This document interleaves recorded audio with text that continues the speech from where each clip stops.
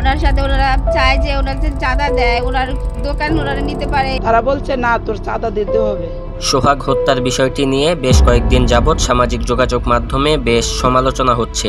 সোহাগ হত্যার মূল ঘটনা কি, কেন তাকে এমন নির্মমভাবে হত্যা করা হয়েছে?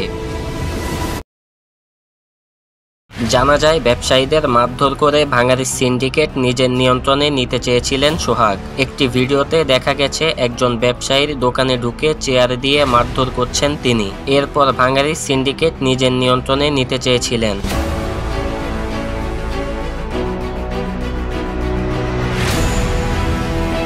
জানা যায় 5ই আগস্টের পর থেকেই বেশ উঠে পড়ে লেগেছিলেন সোহাগ। বিভিন্ন জায়গায় চাঁদাবাজির কথাও শোনা গেছে তার নামে, এবং তার নামে একটি হত্যার মামলাও রয়েছে। মিটফোর্ড এলাকায় 2টি ভাঙাড়ির দোকান রয়েছে তার। সেখানে একটি দোকানে সচরাচর বসতেন তিনি, আরেকটি দোকান চালাতেন তার কর্মচারীরা। এখন চিন্তার বিষয় হচ্ছে, যেদিন তাকে হত্যা করা হয় সেদিন তার কর্মচারীরা কিছুই টের পায়নি।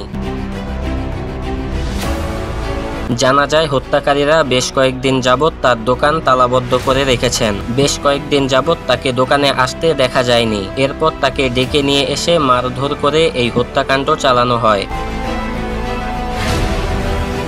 হত্যাকাণ্ডের 2 দিন পর সামাজিক যোগাযোগ মাধ্যমে ভাইরাল হয়।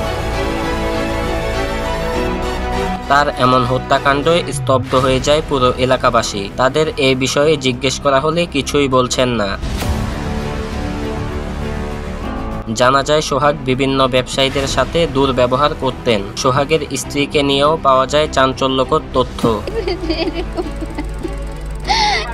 জানা যায়, অনেক আগেই ডিভোর্স হয়ে গেছে তাদের, তবে এখনও কেন স্বামী বলে পরিচয় দিচ্ছেন তিনি।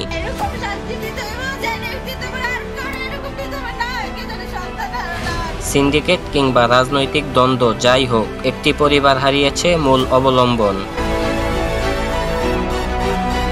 একজন ব্যবসায়ীকে এমন নৃশংসভাবে হত্যা কারোই কাম্য নয়। সোহাগের পরিবারে বইছে শোকের মাতম। স্বামীকে হারিয়ে বাকরুদ্ধ স্ত্রী। সোহাগের এমন হত্যা কোনোভাবেই কাম্য নয়। তবে দ্রুত বিচারের আওতায় আনা হবে হত্যাকারীদের। ইতিমধ্যে আরও 2 জন হত্যাকারীকে আটক করা হয়েছে। এখনো পর্যন্ত 7 জন হত্যাকারীকে আটক করা হয়েছে।